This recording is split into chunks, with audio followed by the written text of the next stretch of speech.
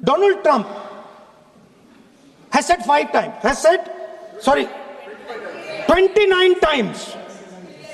29 times he said, 29 बार उन्होंने बोला कि भैया मैंने सीज फायर करवाया है। अच्छा, अगर वो झूठ बोल रहे हैं तो अपने भाषण में यहां प्रधानमंत्री कह दें कि वो झूठ बोल रहे हैं। यहां पे अगर दम है तो यहां पे प्रधानमंत्री बोल दे कि ट्रंप झूठ बोल रहे हैं।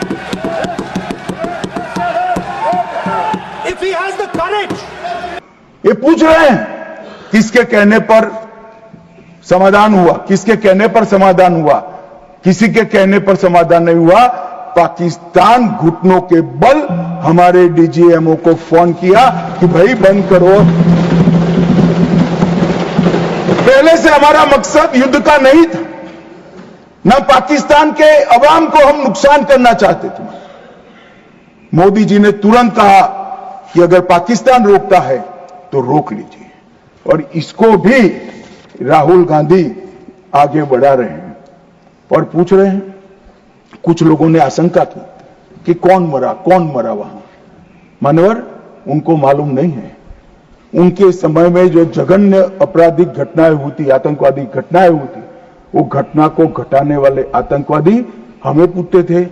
मुझे तो कई लोगों ने पूछा कि भाई 90 दिन हुए क्या हुआ, 95 दिन हुए क्या हुआ। रोज 5 फोन आते थे। चीन के लिए प्रधानमंत्री क्यों नहीं बोलते, चीन के लिए नहीं बोलते, चीन के लिए नहीं बोलते।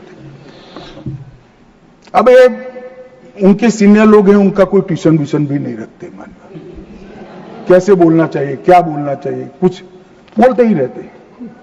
मगर आपने जब चीन की लड़ाई समाप्त हुई तब क्या किया?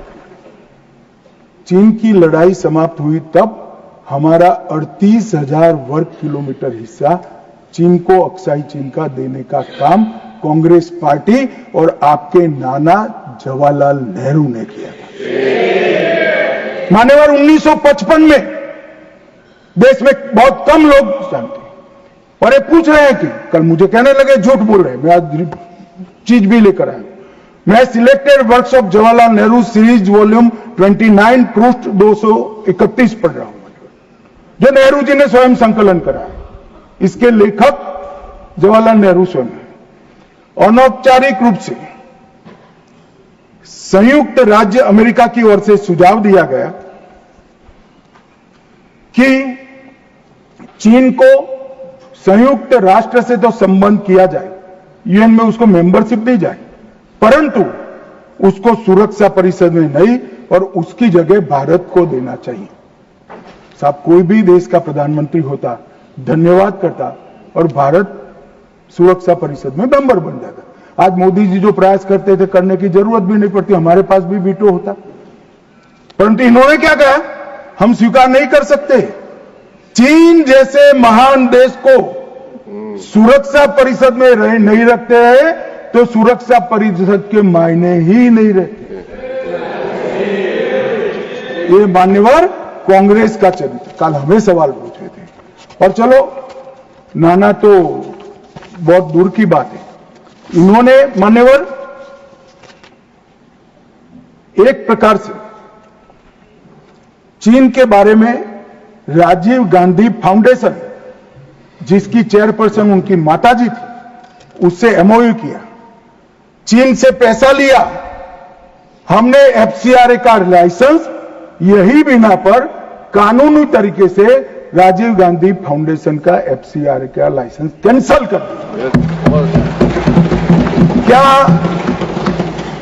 राहुल गांधी देश की जनता को एक प्रेस कॉन्फ्रेंस करके बता सकते हैं कि चीन के साथ क्या एमओयू हुआ था? मान्यवर, हम जब हमारे सेनानी चीन की सेना के आंखों में आंख डालकर डोकलाम में सीना चौड़ा कर कर खड़े थे, तब है चीन के राजदूत के साथ गुपचुप मीटिंग स्वयं राहुल गांधी करते। ये तो पीढ़ियों से चीन प्रेम चला रहा है। हिंदी चीनी भाई भाई से शुरू हुआ, सोनिया गांधी के राजीव गांधी फाउंडेशन से गुजरता हुआ चीन के राजदूत की मीटिंग तक आया। मान्यवर, और ये हमें कह रहे हैं कि आपने चीन का नाम नहीं दिया। अरे भाई जब देना है तब देंगे। और हमारे विदेश मंत्री ने बहुत मजबूती के साथ इसका जवाब दिया। हर चीज प्रधानमंत्री को बोलने की जरूरत नहीं है, मगर आप देश की जनता को बताओ जरा, क्या एमओयू हुआ था, कितना पैसा लिया गया, चीन के राजदूत के साथ युद्ध की स्थिति में कैसे बात कर सकते हो? और आप प्रतिपक्ष के नेता हो और 30,000 स्क्वायर किलोमीटर भूमि चली गई और साहब इरिस्पॉन्सिबिलिटी देखे, कहते हैं वहां घास का तिनका भी नहीं उगता।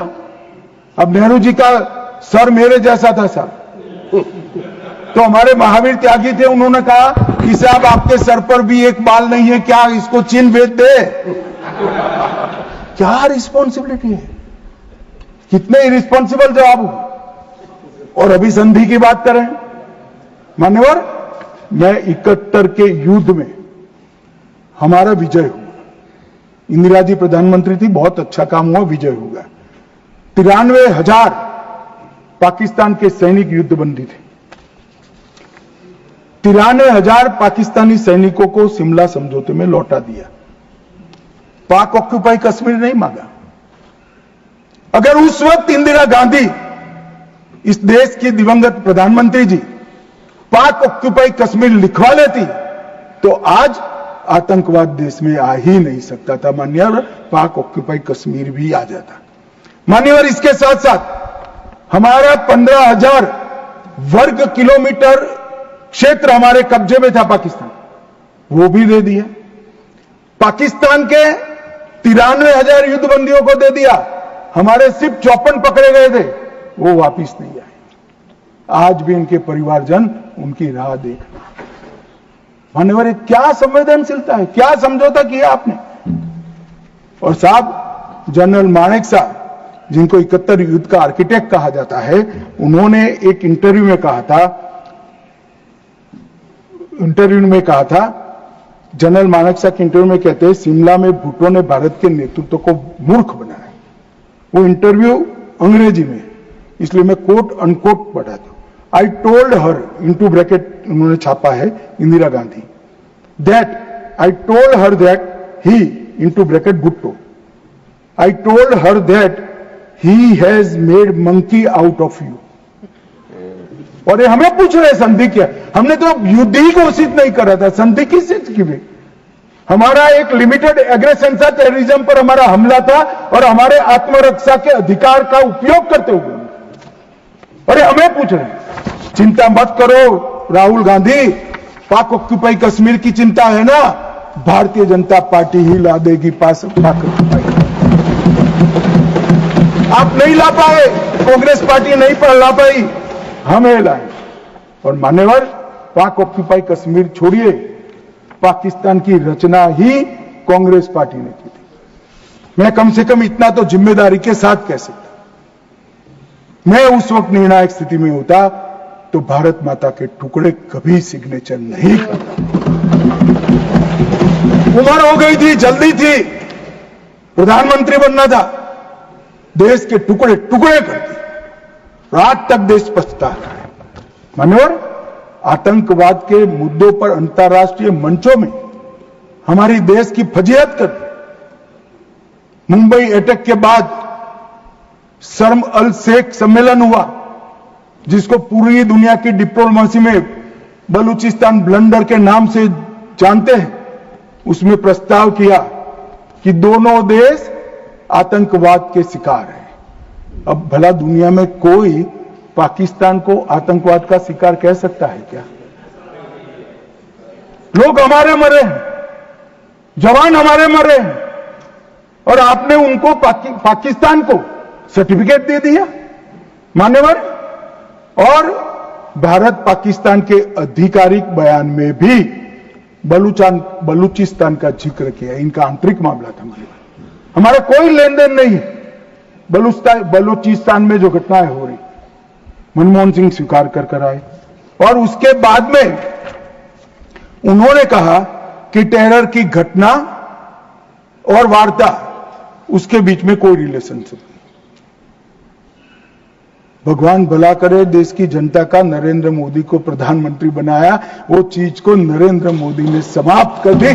जब तक टेररिज्म नहीं रुकता है, वार्ता नहीं हो सकती। मान्यवर, आज ये लोग जो बोल रहे हैं, विदेश नीति पर सवाल उठा रहे हैं, मैं उनको कहना चाहता हूं कि मोदी जी को G20 कई सारे देशों को मिला है। राजीव गांधी फाउंडेशन में एक स्टडी करा दो, हर देश में हुआ G20 और भारत में हुआ G20। हर देश की राजधानी में जाता है। मोदी जी G20 को हर राज्य में ले गए। हमारी संस्कृति, हमारी क्षमताएं, हमारा पावर, हमारा लोकतंत्र पूरी दुनिया के सामने रखने का काम नरेंद्र मोदी ने किया और पूरी दुनिया स्वीकार कर रही है कि पूरे अब तक के G20 सम्मेलन में सबसे सफल G20 सम्मेलन है। और मान्यवर, इसीलिए पूरी दुनिया में कई सारे राष्ट्राध्यक्ष है। मान्यवर, किसी भी देश के राष्ट्राध्यक्ष को 27 देशों का सर्वोच्च नागरिक सम्मान और ये विदेश नीति की बात है। 27 देश अपने सर्वोच्च नागरिक सम्मान से नरेंद्र मोदी को सम्मानित करते हैं। भाई साहब, ये सम्मान नरेंद्र मोदी जी का नहीं है, भारत के प्रधानमंत्री का है, भारत की 140 मोदी जी ने देश को सम्मान दिला है, देश की 140 करोड़ जनता को गौरवान्वित किया है। तो मोदी जी का नेतृत्व जो है, भावुक नहीं है। भावुक नेतृत्व होता है, वो रोने भी लगता है, कई बार शकम भी हो जाता है। मोदी जी का नेतृत्व संवेदनशील भी है, निर्णायक भी है और दृढ़ भी है। मैंने देखा है कोरोना 370 ऑपरेशन सिंदूर, ये सारा छोड़ दो। कोरोना में मैंने देखा है इससे बड़ी आफत इस सहस्त्राब्दी में भारत पर नहीं आई थी। अड़ीग होकर अपने रास्ते पर चलते रहे और जब कोरोना समाप्त हुआ, पूरी दुनिया ने कहा सबसे अच्छा प्रबंधन भारत ने किया। और उसका कारण जब ढूंढा गया, मैं भी स्टडी करने वाले कुछ लोगों को मिला था मान्यवर, जब कारण पूछा गया, स्टडी किया गया, तो सबने कहा कि पूरे विश्व में कोरोना के सामने सरकारें लड़ती थी, हमारे यहां प्रधानमंत्री, भारत सरकार, राज्य सरकार और 140 करोड़ लोग एक साथ कोरोना के सामने लड़ते थे। मजाक उड़ाते, घंटी बजाने से कोरोना चला जाएगा, दिया जलाने से चला जाएगा, कर्फ्यू करने से अपने आप चला जाएगा। उनको मालूम नहीं था, जनता के मन में जागरूकता लाते थे। और जब, मुझे तो ठीक याद है, मोदी जी ने टीम गठित की टीका बनाने के लिए, तब जयराम रमेश जी, नाम मत लीजिए, रिकॉर्ड पर मत लीजिएगा, तब कांग्रेस वाले इनका मजाक करते थे कि भारत टीका बना लेगा। मान्यवर, सबसे पहले टीका बनाने वाले देशों में भारत है और इसी के कारण हम बचे। मान्यवर, 11 साल में समग्र दुनिया ने भारत की क्षमता को स्वीकारा है। भारत 11वें नंबर से चौथी सबसे बड़ी अर्थव्यवस्था बना। जीडीपी हमारा 4.19 ट्रिलियन हो, $1 ट्रिलियन की डिजिटल अर्थव्यवस्था बनी। प्रति व्यक्ति आय, जयराम रमेश जी हमेशा पूछा करते हैं, निर्मला जी बताती भी नहीं है, 68,572 से बढ़कर 1,33,488 हो। मानवर, राष्ट्रीय राजमार्ग का नेटवर्क 60% बढ़ा, 159 ऑपरेशनल एयरपोर्ट है, 31 लेकर मोदी जी ने इनिंग शुरू करा था, अभी समाप्त नहीं हुआ। 136 वंदे भारत ट्रेन है, 1500 ट्रेन अमृत स्टेशन योजना के तहत विकसित हो रहे हैं। 97% से अधिक भारतीय रेल का विद्युतीकरण हो चुका है। भारत दुनिया का सबसे बड़ा मोबाइल फोन उत्पादक देश बनने के कगार पर है। भारत तीसरा सबसे बड़ा स्टार्टअप इकोसिस्टम बन चुका है। मोदी सरकार में 118 यूनिकॉर्न बने। रक्षा क्षेत्र में हमारा उत्पादन 1.27 लाख करोड़ हुआ और निर्यात 21,000 करोड़ हुआ। विश्व का सबसे बड़ा पुल भारत में है, विश्व का सबसे लंबा पुल भारत में है, देश का सबसे लंबी